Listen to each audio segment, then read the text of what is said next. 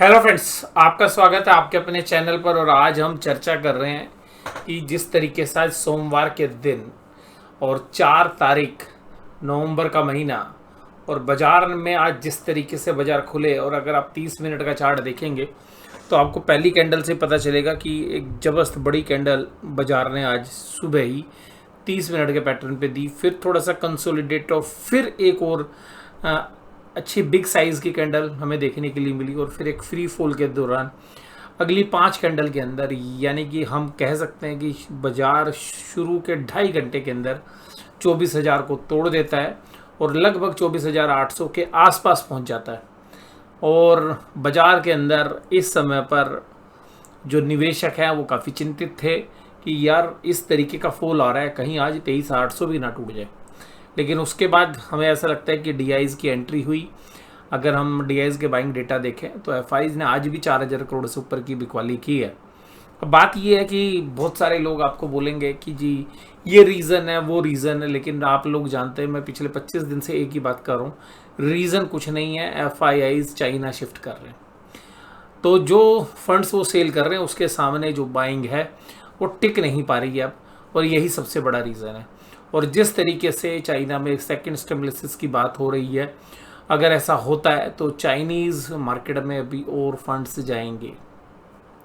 तो हो सकता है कि वो फंड्स एक तरफा ना जाएं, बट बाजार की जो अंडरटोन है वो फंड्स जाएं थोड़ा रुक के जा सकते हैं, तो एक पुल बैक भी आ सकता है। लेकिन जैसा अभी बाजार के अंदर लग रहा है, हमें अब सबसे बड़ा जो रिस्क बाजार में लग रहा है कि एफआईज़ की ये सेलिंग अगर अगले 5-7-10 दिन और चलेगी तो एक पैनिक सेल ऑफ जो है बाजार के अंदर देखने के लिए मिल सकता है। और सेकंड रिस्क जो है बाजार के अंदर जो हमें लग रहा है अब, कि जो डोमेस्टिक इन्वेस्टर्स हैं, मैं इंस्टीट्यूशंस की बात नहीं कर रहा, यानी कि जो हमारे एचआई इन्वेस्टर्स हैं, रिटेल इन्वेस्टर्स हैं, अगर इस तरीके का सेल ऑफ होता है अगर अगले 5-10 दिन, तो उनका कॉन्फिडेंस भी लूज़ होगा। और जो बहुत अच्छे प्रॉफिट से बैठे हुए हैं जनरली मिड कैप या स्मॉल कैप शेयर्स, वहाँ पर भी एक फर्दर सेल ऑफ आ सकता है। और सबसे खास बात ये कि जो एफएनओ की जो पोजीशंस हैं उनमें जब लीवरेज रिस्क आएगा तो वहाँ पर स्मॉल और मिड कैप में एक मार्केट मच सकती है और फर्दर। तो अभी जो अंडरटोन है बाजार की वो बेरिश है। और बाजार ने देखिएगा ये भी कंफर्म कर दिया कि आज बुल्स 24,000 के ऊपर बाजार को नहीं टिका पाए। लास्ट समय के अंदर कोशिश जरूर हुई और डीआईज़ की एक जबरदस्त बाइंग भी हमने देखी कुछ चुनिंदा शेयर्स के अंदर, लेकिन फिर भी बाजार को ऊपर नहीं टिका पाए। तो बाजार अभी मानसिक रूप से जो है प्ले कर रहा है कि हम लोग पिछले 3.5 साल की जो हर डिप के ऊपर जो बाइंग आती थी वो उम्मीद अभी भी लोगों को है, तो वो बाजार दे भी रहा है बीच बीच में। लेकिन जो बाउंस आ रहा था कि वो पुराने हाई को तोड़ के ऊपर जा रहा था, अब वो दिन नहीं आ रहे हैं वापस लौट के। तो जो जिसने 3-3.5 साल की तेज़ी देखी है उसको ये बिलीव ही नहीं हो रहा है कि यार ये लेवल आ सकते हैं। और अब हमारे को लग रहा है कि बाजार जो अपने 200 दिन के मूविंग एवरेज की तरफ प्रस्थान कर सकता है, जो कि तकरीबन 23,500 के आसपास आ रहा है। एक छोटे मोटे पुल बैक्स आ सकते हैं, बट बाजार अभी भी अगर हम बाजार के ट्रेंड की बात करें तो डायरेक्शनली बाजार के अंदर एक वीकनेस है। और अगर हम निफ्टी 50 की बात करें तो निफ्टी 50 के अंदर देखिएगा एक चीज़ आपको सहारा दे सकती है, वो दे सकती है कि इन लेवल्स के ऊपर बाजार पहले भी सहारा ले चुका है और यहाँ से सहारा लेता था। लेकिन इस बार क्या है, इस बार जो विशेष बात है कि यहाँ पर बाजार ने सपोर्ट ली, यहाँ पर बाजार ने सपोर्ट ली, दोनों बार बाजार ने बाउंस दिया और ये जो अहम लेवल थे 24,000 को, इनको तोड़ा नहीं।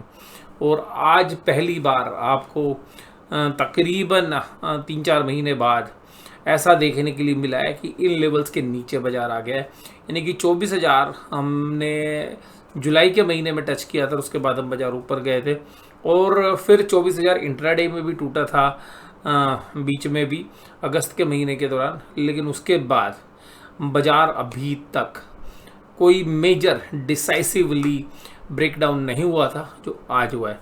तो हो सकता है कि कुछ कैंडल्स यहाँ पे टाइम पास कर सकती हैं, 1-2 कैंडल्स, पर अभी के जैसा लग रहा है और एफआईज़ के डेटा है, हमें लग रहा है कि बाजार में अगर इंटरनेशनली मूड माहौल कोई बहुत ही पॉजिटिव नहीं हुआ तो हम कल सुबह भी एक गैप डाउन दे सकते हैं। लेकिन कल के गैप डाउन में हमें ऐसा लग रहा है कि अगर बाजार 23,800 को तोड़ देता है तो फिर एक मारकाट मच सकती है, लेकिन सेकेंड हाफ में रिकवरी के चांसेस भी बनेंगे, क्योंकि जो पैनिक सेल ऑफ होगा उसके बाद कुछ इंस्टीट्यूशंस की बाइंग आ सकती है। तो अगर कल 23,800 के नीचे बाजार जाएगा तो जो डोमेस्टिक इंस्टीट्यूशंस हैं वो भी शायद वेट करेंगे कि जल्दबाजी नहीं करेंगे बाइंग करने की, और फिर जो HNI इन्वेस्टर्स हैं, जो रिटेल इन्वेस्टर्स हैं, जो FNO की पोजीशंस हैं, वहाँ से एक सेल ऑफ देखने के लिए मिल सकता है। और वो जो सेल ऑफ है उसके बाद शायद एक बेस बने, और जो 23,500 23,600 के आसपास का जो बेस है वो काफ़ी मजबूत है। तो बाजार शायद वहाँ तक आने वाले एक हफ्ते या 2 हफ्तों के दौरान एक बार 23,500 23,600 के लिए भी प्रस्थान कर सकता है। अगर कल बाजार 23,800 को सपोर्ट नहीं दे पाता है तो एक चिंता की बात हो जाएगी बुल्स के लिए, और फिर बाजार के लिए 23,500 जहाँ पर कि 200 दिन की मूविंग एवरेजेस भी हैं उसकी तरफ प्रस्थान करता हुआ नज़र आ सकता है। उसके बाद अगर आज बात करें तो महिंद्रा एंड महिंद्रा अपनी ऑटो सेल्स के जो नंबर्स थे उनके दम पर आज चलता हुआ नजर आया। SBI के अंदर आज रिजल्ट की अनाउंसमेंट हो गई है और 8 तारीख को शायद रिजल्ट आएंगे, मतलब रिजल्ट डेट की अनाउंसमेंट हो गई है। टेक महिंद्रा, सिप्ला और इन्फोसिस जैसे शेयर यानी कि जो डिफेंसिव हैं वहाँ पर, अब IT को डिफेंसिव माना जा रहा है और वहाँ पर बाइंग आ रही है, लेकिन फार्मा ने आज दम नहीं दिखाया। ये थोड़ी सी जो चिंता की बात है ये बुल्स के लिए हो सकती है। उधर Reliance, HDFC bank, ICICI bank, Adani ports और ग्रासिम जैसे शेयर्स कमज़ोर थे। और सबसे खास बात ये है कि रिलायंस के अंदर आज 1300 के लेवल भी टूटे। उसके बाद कुछ मीडिया रिपोर्ट्स आई कि भाई रिलायंस जियो का IPO अगले साल आएगा 2025 में। उसके बाद 1300 के लेवल के ऊपर जो है रिलायंस आया। वहीं पर HDFC बैंक, ICICI बैंक में भी कमजोरी थी, लेकिन ICICI बैंक नीचे से थोड़ा सा रिकवर कर गया। लेकिन FIIs की जो कंटिन्यूस सेलिंग है वो शायद अब चिंता जो है रिटेल इन्वेस्टर्स को करती हुई नज़र आ सकती है। इवन जो FNO के जो ट्रेडर्स हैं, क्योंकि जनरली इस तरीके से बाजार जब चलते हैं तो बहुत लोग जो है मोर ट्रेडिंग वाले दिन ये आश्वस्त हो गए थे कि अब तो तेज़ी होनी है। और आज अगर सुबह भी जबरदस्त तेज़ी बहुत लोगों ने एग्रेसिवली 15-20 मिनट बना ली होगी। बेशक से जो ऊपर से बाजार टूटा उसके बाद भी सबको लगा था कि पुल बैक होगा, लेकिन बाजार ने पुल बैक नहीं दिया। अब बात यह है कि आज निफ्टी भी टूटा, निफ्टी बैंक भी टूटा, निफ्टी मिड कैप भी गया, निफ्टी नेक्स्ट भी गया, निफ्टी 100, निफ्टी 200। जिस तरीके से इंडेक्स में एक तरफा तेज़ी होती थी, अब कुछ समय से जब से FIs की सेलिंग है, वो सेलिंग मैंने बताया, मेरे को एक ही सिंगल रीज़न लग रहा है, भैया पैसा जा रहा है और चाइना की मार्केट उसको जो है खींच रही है उस पैसे को जो इंडिया की मार्केट से निकल रहा है। $84 के ऊपर जो है 84 रुपीज़ का $1 हो गया है, उसके ऊपर चला गया और आज दमदार तरीके से उसके ऊपर रुका हुआ था। तो वो भी जो करेंसी वाला जो रिस्क है वो भी यहाँ पर देखने के लिए मिल रहा है, क्योंकि इंडिया की रुपी वाली जो वैल्यूशंस कमज़ोर हो रही हैं, तो ये भी आपको इंडिकेट कर रही है कि डॉलर की डिमांड हो रही है। और रुपीज़ में जो सेलिंग होकर अगर डॉलर मजबूत हो रहा है तो इसका मतलब है कि जो फंड्स हैं वो टेम्परेरीली आउट नहीं हो रहे इंडिया से, कुछ मिड टर्म के लिए या परमानेंट रीजन से पैसा बाहर जाता हुआ नज़र आ रहा है। उसके बाद NSE के एडवांस डिक्लाइन रेशियो भी आपको यही बयां कर रही है कि डिक्लाइन वाले शेयर्स कहीं ज़्यादा थे। निफ्टी बैंक 51,215 पर बंद हुए। निफ्टी बैंक ने बहुत संभाला आज। मैं तो ये कहूँगा कि निफ्टी बैंक के शेयर अगर आज ज़्यादा कमज़ोर हो जाते हैं ना भाई, निफ्टी को 800 भी संभालना भारी पड़ जाता है। बट निफ्टी बैंक के शेयर्स ने क्या दमदार परफॉर्मेंस दी। बेशक से आपको श्रेय देना चाहिए SBI को, PNB, AU, हालांकि वो तो इंडेक्स में नहीं है, बट हाँ SBI को और इवन HDFC बैंक और ICICI बैंक ने उतनी गिरावट नहीं दिखाई जिस तरीके का सेल ऑफ निफ्टी 50 के बाकी शेयर्स में जिस तरीके का सेल ऑफ था। हाँ, कमज़ोर जरूर थे बट इतना जबरदस्त सेल ऑफ नहीं था। उसके बाद अगर हम देखें निफ्टी बैंक की एक दिन की कैंडल, अगर हम देखें तो निफ्टी बैंक की भी एक दिन की जो कैंडल है वो अभी भी निफ्टी के सामने मजबूत ही बड़ी कैंडल बनी है एक दिन की। अगर हम निफ्टी बैंक की बात करें तो इस कैंडल के सामने भी अगर हम एक चीज़ देखना चाहें तो इसमें भी एक रास्ते खुलते हैं। जो पुराने लोज लगे थे वो निफ्टी में जहाँ लगे थे बैंक निफ्टी ने वो नहीं लगाए हैं। और निफ्टी की मेजर सपोर्ट है 50-500 के आसपास। ठीक है जी, ये 50-500 की सपोर्ट, ये 50-500 पे 2 कैंडल, ठीक है जी। और 50-500 जब टूटा था इससे पहले अगस्त के महीने के दौरान, तो बाजार ने एक मेजर सपोर्ट है 49,800 वहाँ पर प्रस्थान किया था। तो मुझे ऐसा लगता है कि जो 50-500 का जो दायरा है वो एक मेजर सपोर्ट है और कल के लिए मैं इसी को सपोर्ट मान रहा हूँ। अगर 50-500 के आसपास एक बार बाजार जाएगा तो ये हो सकता है कि बहुत सारी जो शॉर्ट्स पोजीशंस बनी हैं तो वो एक बार कवर होने के लिए 50-500 के आसपास आती हुई नजर आए। और हो सकता है कि कुछ पोजीशंस हमारी भी हैं तो हम 50-500 की तरफ अपनी जो मंदी की पोजीशंस हैं उनको एक बार स्केयर ऑफ करने की कोशिश ज़रूर करेंगे और कुछ समय के लिए हम टेक्निकल बाउंस बैक के लिए प्ले करने की सोच सकते हैं। लेकिन अगर 50-500 ब्रीच हो गया तो हम अपनी पोजीशंस दोबारा बनाने में भी पीछे नहीं होंगे, वो हम उसी समय पर देखेंगे टेक्निकली। बट अल्टीमेटली 50-500 एक ऐसा बेस हमें लग रहा है जहां पर बाजार आ सकता है, टिकना चाहिए, बाउंस होना चाहिए।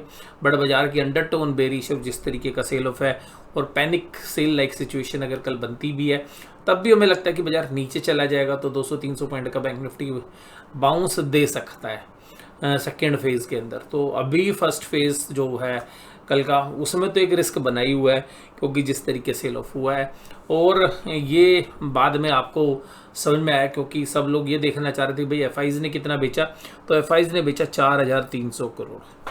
तो आज एफआईज की जो सेलिंग है वो भी थोड़ी सी इंटेंस हुई है और वहीं पर डीआईज की जो कैश वाली खरीदारी है वो थोड़ा सा बैकफुट पे आ रहे हैं।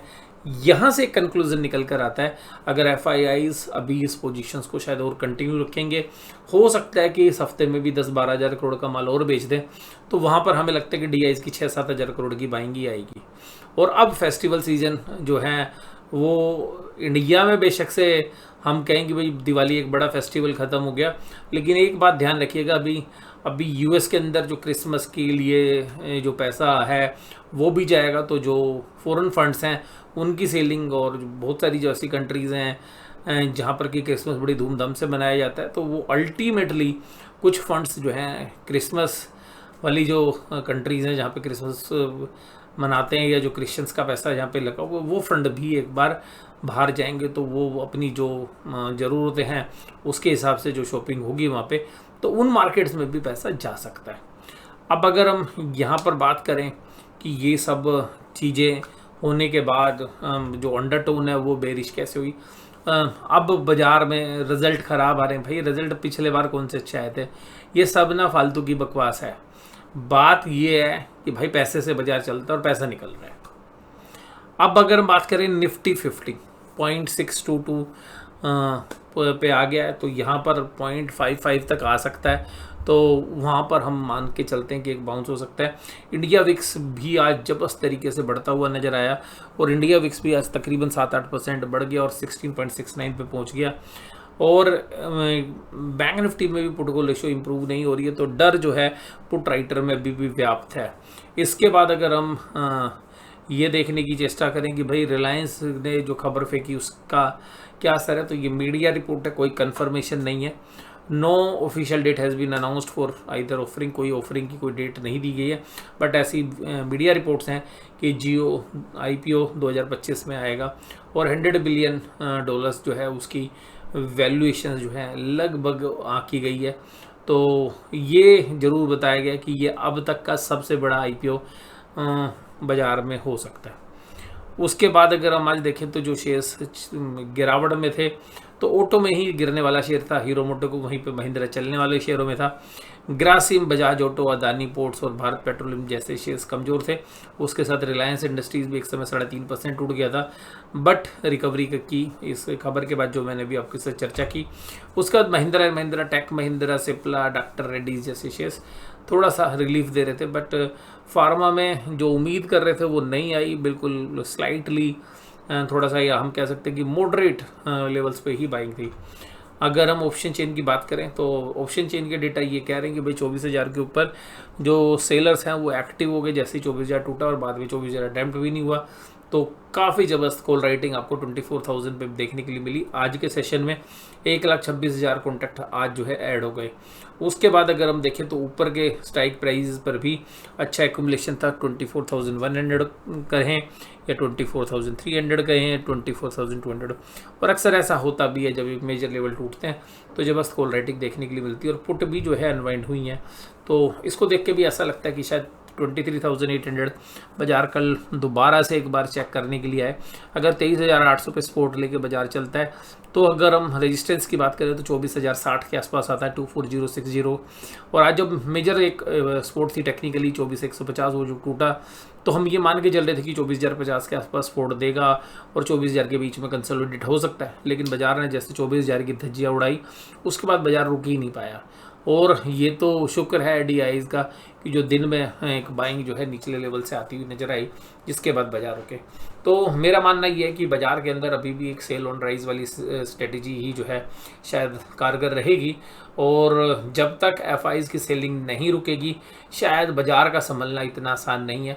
बाजार में टेक्निकल बाउंस आते रहेंगे, बट वो टेक्निकल बाउंस जब तक FIs की सेलिंग कंटिन्यू रहेगी वो एक सेलिंग अपॉर्चुनिटीज़ ही रह सकती हैं। आज की इस वीडियो के अंदर बस केवल इतना ही। वीडियो देखने के लिए धन्यवाद। Thank you very much.